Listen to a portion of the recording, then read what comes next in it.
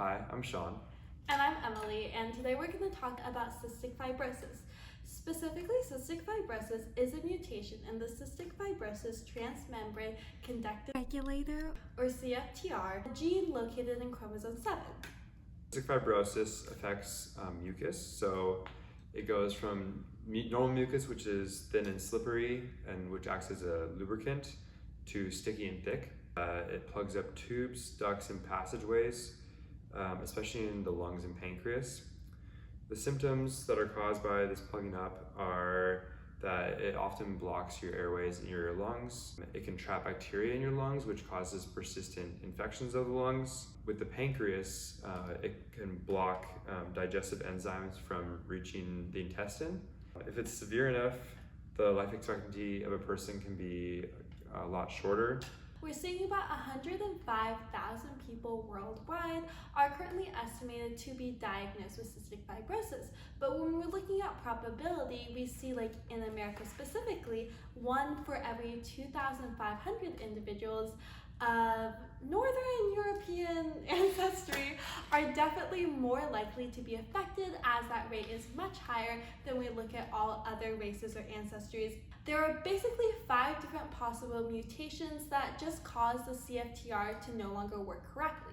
That chloride is unable to be basically transmitted out of the cell, and that chloride is really important because it attracts the water molecules that thin out the mucus layer that runs against any of these passageways. But we see that even if the CFTR is no longer at the cell surface or isn't working correctly, the water molecules are still diffusing into the cell. Therefore, there is a decreased or lack of amount of water located in the mucus that causes that sticky residue and the thickness to basically build up. 1, protein production.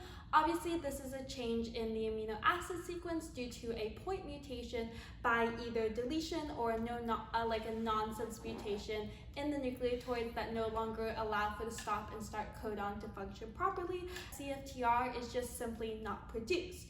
We also see gating being another mutation that can occur, so those channels simply don't open.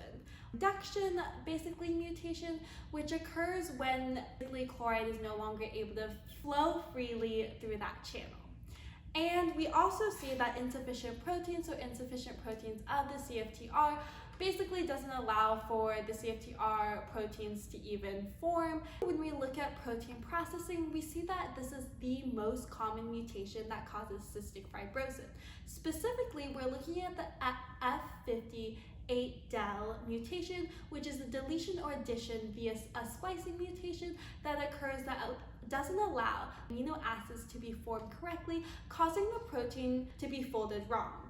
Once that folding is wrong, then what happens is a proteasome, which is the function in the cell that basically degrades any proteins that are folded wrong, is alerted, and the FCTR is then destroyed and never makes it to the surface of the cell. Across generations and with mating, because cystic fibrosis is a often inherited disease, it is passed down from people's parents, which means that in a lot of case scenarios, since it is autosomal recessive, well, both parents must have one of the mutations in one of their alleles.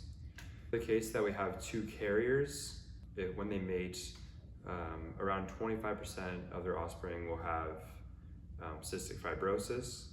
Around 50% will be carriers, meaning they don't actually have it show up, but they have one allele.